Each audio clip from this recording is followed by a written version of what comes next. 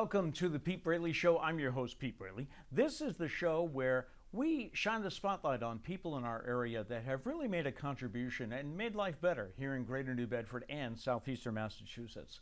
I am joined today by someone who I'm sure you've seen, especially if you went to any of the Miss New Bedford pageants. I am joined by Donna Wirzburger. Thank you so much for being with us. Thank you so much for inviting me, Pete. I'm so excited to be here with you. You have been involved in the Miss New Bedford pageant for quite a while, right? I have. Do you Miss want to New know? Bedford 1981. 81. Excellent. And it's been 45 years. 45 years? Seems like amazing that Right. that amount of time has gone by so quickly. We'll get back to that in a moment. Yeah. I want to talk to you about the pageant and your involvement and all that. But first, let's get to know you. Are you born and raised in New Bedford? I am born and raised in New Bedford. The only time I was out of the city was to go to Bridgewater State College for my undergraduate and then Boston University for my master's degree. And then got married. Well, actually, I went to Western Mass, did a clinical in my speech pathology field. Right. So that kept me out for a little while, got engaged, and decided that New Bedford was where we wanted to put down our roots. It was much more affordable than some of the other places that we were looking at the time. So And that's your husband, Peter? Yes. Right. How did you Yes. meet? How'd you meet? We I always met- love these stories. We met in college. I guess I met him when I was a freshman. I did some theater, even though I wasn't a theater major, because my parents said they wouldn't pay for college if I majored in theater.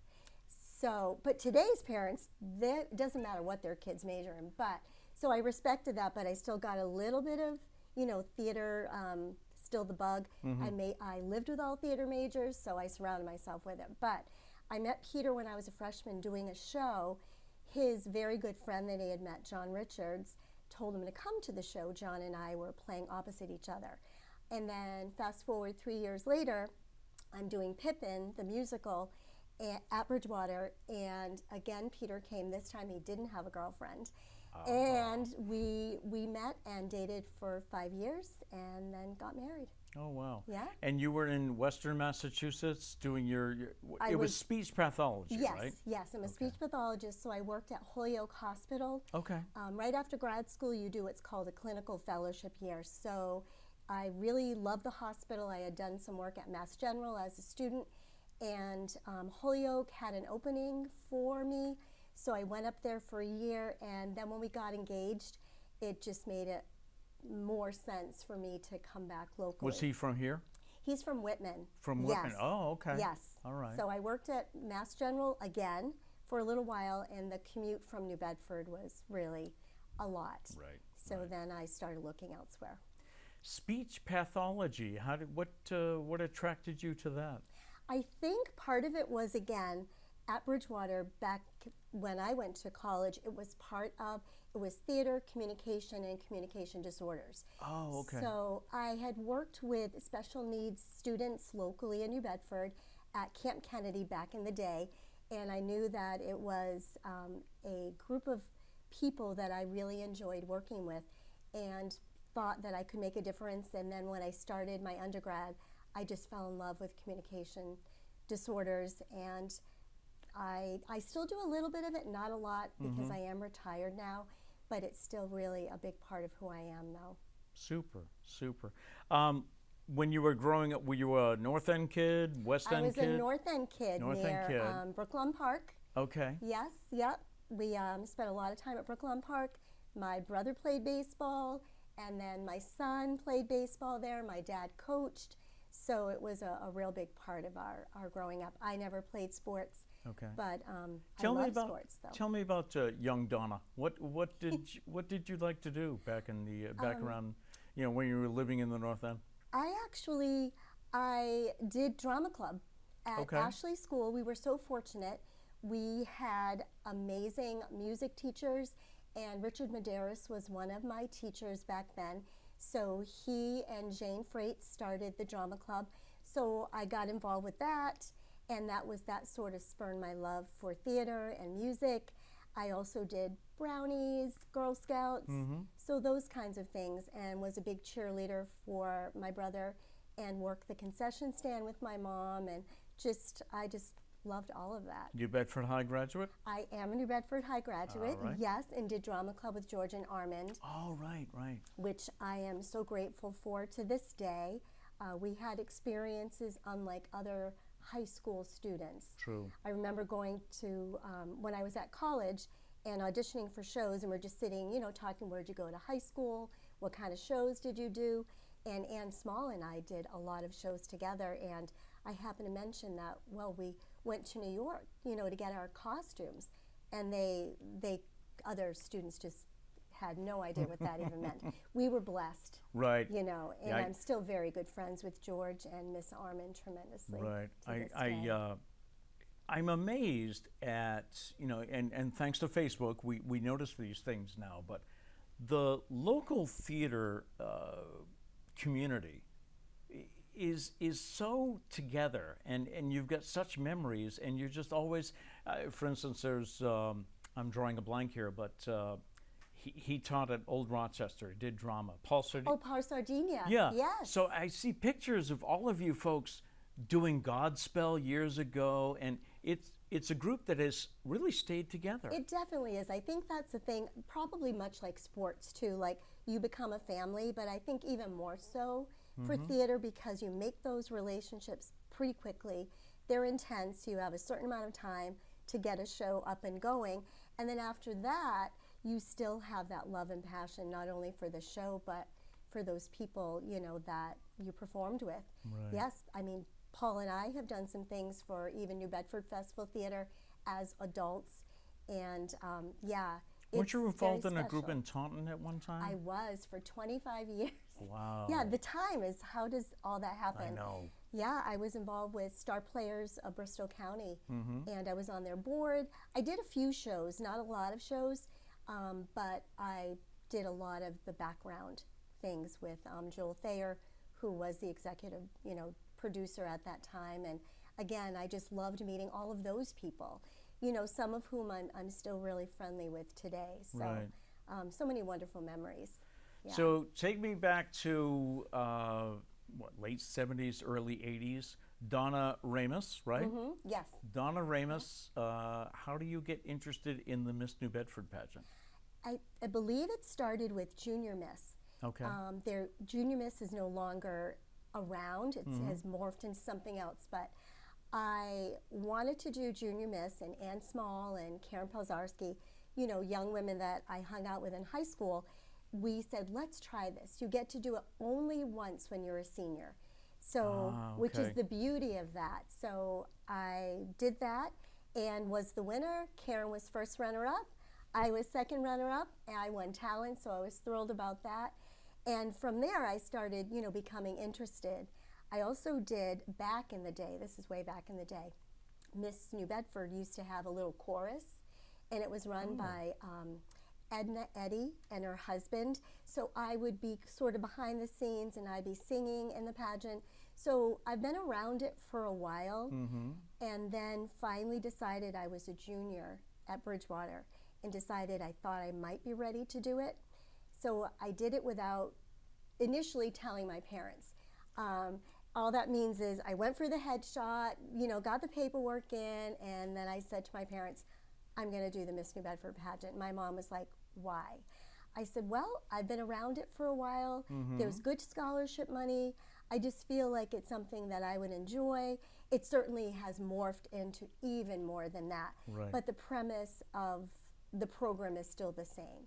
You know, the scholarship, doing a lot of community service. Our kids do a lot more today, but it was just something that I felt was a natural progression from Okay. Junior Miss to Miss New Bedford, and I won. Did you which win the was first nice. time out? I did. The first time out? I did, which was Wow. crazy. I did. And my husband, well, he was my boyfriend then, but Peter came, and that was the first time he met my parents. Was that? So it was all kind of very interesting, but yeah. And then, I mean, the rest is history. Really, I've stayed involved with the program off and on through the years, but probably the last 25, I've really been embedded in Miss New Bedford. Did you find that you learned things in your pageant experience that still benefit you, that you inspire in others, or tell others this is what you can expect? Yes, I think probably the most important is interview and communication skills. Even when I went on my first job interview, I had like 3 or 4 people that were actually in the hospital, other therapists, and the director that were interviewing me. And when I was finished, they said, "Gee, that didn't seem very hard for you." And I laughed. I didn't tell them, but honestly, that's what we tell the kids. This program allows them opportunities, especially when I'm thinking about our teens now at 14, to have interview experience, to do some community service, to come up with a community service initiative, which is really just a fancy word for platform, Right. but it gets them involved. And these are things that you really don't get from other types of organizations that you might be involved with at such a young age. That's so true about the interview skills. I don't think in all the years where I always seem to get the first interview. It was either me or Fun 107. It was either Yes. me or JR. Exactly. We got Miss New Bedford in I loved that. the next morning, and I never really thought about how the interview prepares you for interviews in life. It does. It really does.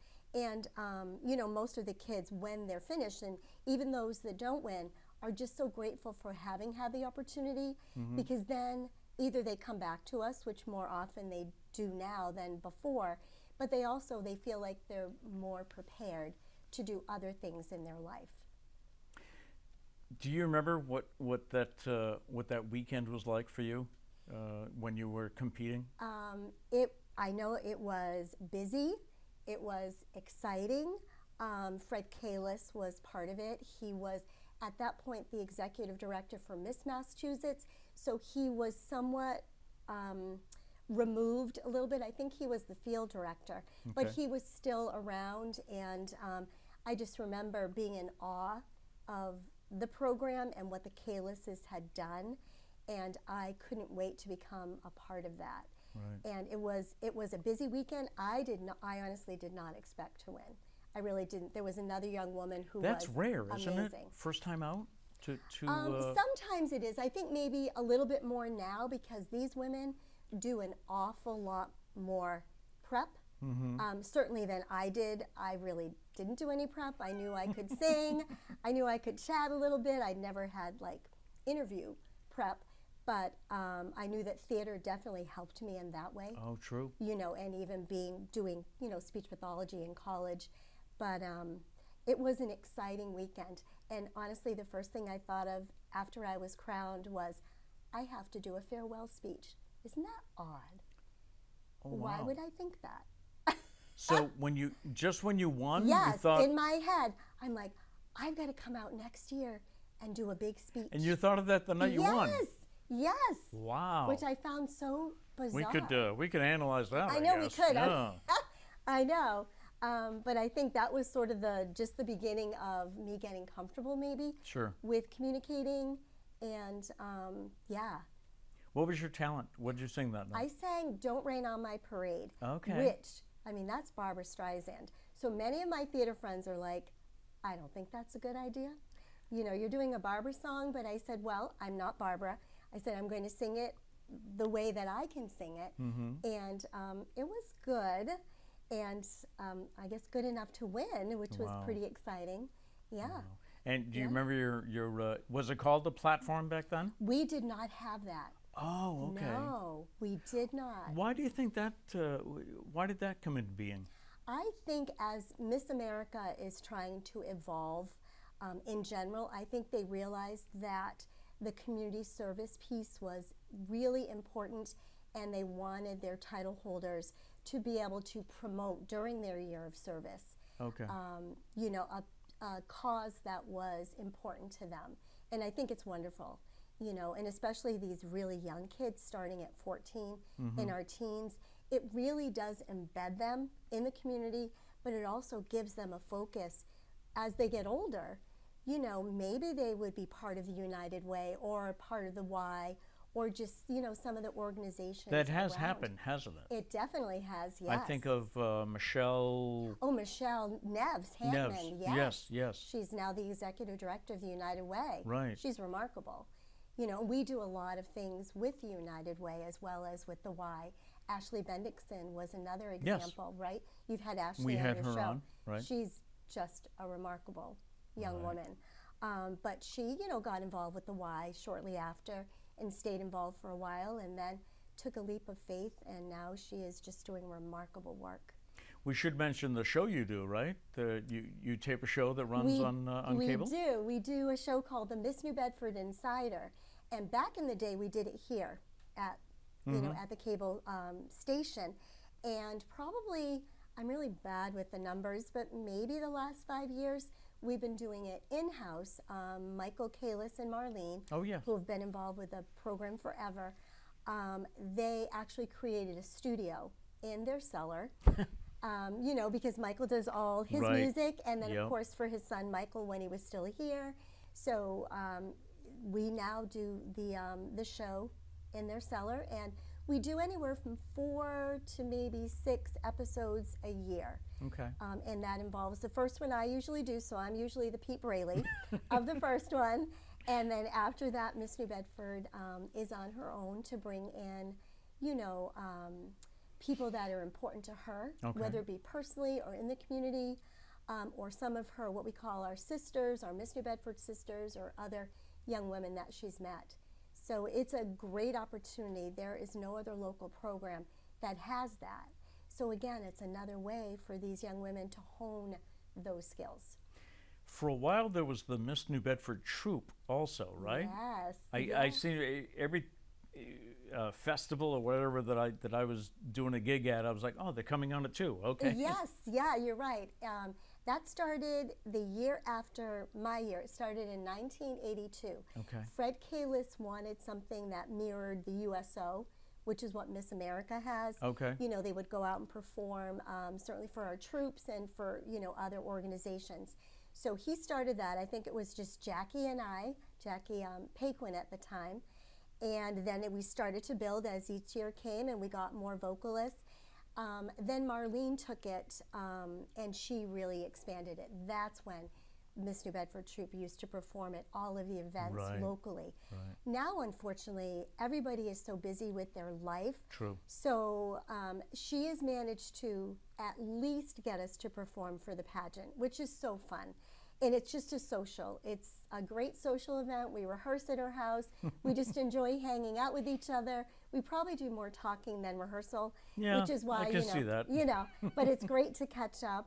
So she's actually in the process of working on the production right now with our choreographer, Beth Methia, just kind of getting ready for the 73rd Miss New Bedford in October. October will be the 73rd? Yes. Wow. Yes. I wanted to ask you, well, first of all, let me ask you this. You said, you've been involved for 45 years? Yes. Okay. Yes. And you're still a part of the program. Why? I'm still a part of it because I fully and firmly believe in this program. Sometimes it's a tough sell for people. I was going to say, what are some of the common, misunderstandings, misconceptions about the program? A lot of people just think it's a beauty pageant. And it is a pageant, let's face it, we know that it's a pageant, but it is so much more than that. The fact that Miss America gives out scholarship money is different than, let's say, Miss USA. Okay. They don't do that. The amount of preparation that these young women get in terms of their communication skills, in their community service initiative, like I mentioned earlier, all of those truly set this program apart. And I think in New Bedford specifically, this is our 73rd year. We still solely believe in giving our title holders what we like to call almost a Miss America experience. Okay. Let's face it, not everybody is going to win Miss Massachusetts, and then from that, there's only 51 young women, right, that will compete for Miss America. Right. So our goal is to give them good scholarship money, many opportunities to get out in the community, many opportunities to improve themselves, and it's a great stepping stone for them, as they move forward. For that reason, I have stayed involved. Right. And I'm the executive director. I took over. It will be 15 years. For the 75th, it will be 15 years, which is actually the year that I will be stepping down. Oh. It's time. I hear you. It's time. I have done a lot with this organization. I have an amazing board, but with that said, there are some amazing people on our board whose time has come to step into these executive positions and continue to take this program, even further. What does the executive director do? Everything. You oversee everything. I do. I oversee everything. Yes, and I'm also the business manager, much like I was for Sharon Manley. Oh, right. Very close friend of ours. Yes. So I business managed starting in 1990. I had Kathy Pringle, then I had Sharon, then I had Cheryl Biggis, and then I stepped back a little bit from business managing, and then Marlene brought me back in 2008. So then I business managed. What does the business manager do? Okay, that's the busy job. That is coordinating all of the events that the Miss New Bedfords are going to attend. Oh, wow. That's working on a lot of community relations, getting them prepped for Miss Massachusetts, but with other people. We have a group of 14, including myself, on the board now, which is quite large for a local pageant board. Everybody has their roles that they play, and I kind of oversee everything. And I've learned how to delegate, which is something that my board really needed to take me to task on, and they did so beautifully. I laugh because I can relate. I mean, I can get it done myself, Right. but you do need to do that. Exactly. Right. Exactly. And then as executive director, I oversee all the committees. I'm probably the person that the community knows probably best, and that's Right. through my being the business manager. But I also do a lot of fundraising for the organization. That's one thing that we've really expanded. Then we also expanded the teen program. We have a little sister program now. So those are all the kinds of things that I have my hand in. The technology and all of that, I'm really awful at. So I know how to do. You have people. I have people, and I have amazing people. Ashley Bendixson is one of those. Marlene Kalis, they're our co-chair people, and literally without them, I wouldn't be able to do a lot of what I can do. So It's a year-round job, right? I mean, the pageant is in October. Yes. Miss Massachusetts Is June. But you're really working all the time, aren't you? I do. Yeah. And every day I do something for Miss New Bedford. Okay. And it's a volunteer organization, and that even volunteers across the country, anyone running a local, none of us get paid to do this, so you have to love it in order to do it. And some of the people at the national level do get paid, but the rest of us are all volunteers, and there are people, believe it or not, who have done it even longer than I have nationally. And I've seen you host a number of programs too, right? Have you hosted pageants? Yes, I used to host a lot. I hosted Miss Massachusetts. I hosted Miss Massachusetts Outstanding Teen. I've been doing our program. Fred Kalis kind of passed, the torch to me to do it. So I've been doing that for many, many years. Every year I see a video, I'm there, and I'm like, oh my goodness, it's almost time for someone else to do it. Although I love that part. I'm sure, yeah. I love the hosting. It's fairly easy to do. It's kind of in my wheelhouse. But that too, I think it's time. I've been bringing on more Miss New Bedfords, other people. Currently I have a co-host, Shane Burgo, who is city councilor, Shane Burgo. Yep. I invited him a couple of years ago, and it just clicked so well.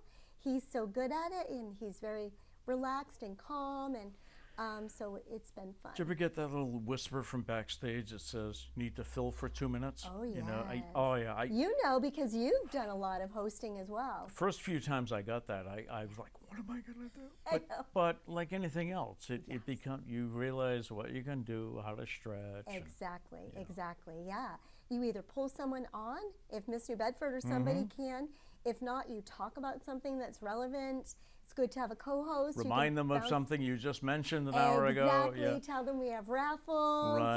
Anything you can think of to fill that time. Yeah.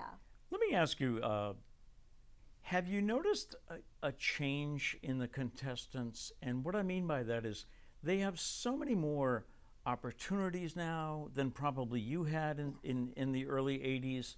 Obviously, with social media and YouTube and everything exploding, have you had to, like, you know what I mean?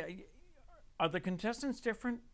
They are different because their life is different, right? Right. And I even think about that, like when I was thinking about the last few years of working. You know, even the little kids were already getting into social media and TikTok, and yeah, so that has evolved, which has been positive on the one hand, because getting the word out about what they themselves are doing, whether it be, you know, their community service initiative, or hey, I'm going to be here, you know, please come and visit me. Right. But with that is a huge responsibility. And, you know, there have been times we've had to have conversations with, you know, some of our contestants or title holders, because you are, yes, you are who you are personally, but you're representing the brand. Right. And the brand is what you have signed a contract for a year. So that's where it gets a little bit tricky.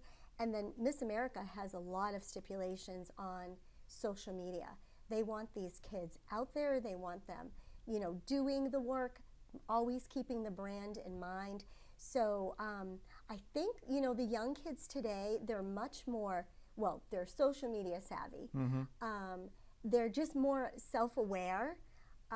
They're more aware of wardrobe and makeup. Right. And, I mean, things that none of us back in the day even considered, really. I'm sure you've seen the memes where it says, I'm glad I did all my stupid stuff before there was internet. Absolutely.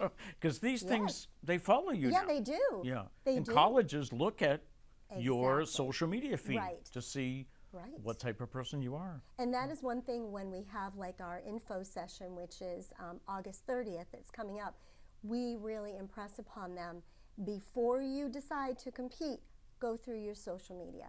Get rid of things that just might be somewhat questionable. And from this point on, be very careful with what you're posting and how you're posting, who you're hanging out with. Yeah, so there's a lot of that. Yeah. In the few minutes we have left, you said that you're recently retired? Yes, it's actually been 6 years. Oh, 6 years. It is. Okay. But it feels recent, and it doesn't feel like I'm retired. Right. You know. My mother was busier after she retired than when she was working. Right. And you're going to be, what did you say, 2 more years? And 2 you're more retiring years. from the pageant? Yes. Yeah. From at least as executive director. Okay. I'll probably still keep my hand in with a few of the little initiatives that I do, but I will definitely back off. What do you see in the next chapter for you and Peter? Well, some of it is we have 4 grandkids. You have grandkids, Yep, so got that, 3, soon to be 5. Oh, that's soon to be 5. You Yeah, have 2 more coming this year. Oh. One any moment now. Oh, my goodness. In Virginia Beach, and the other in Texas. So that's the sad part. Right, I have yours- one local. So.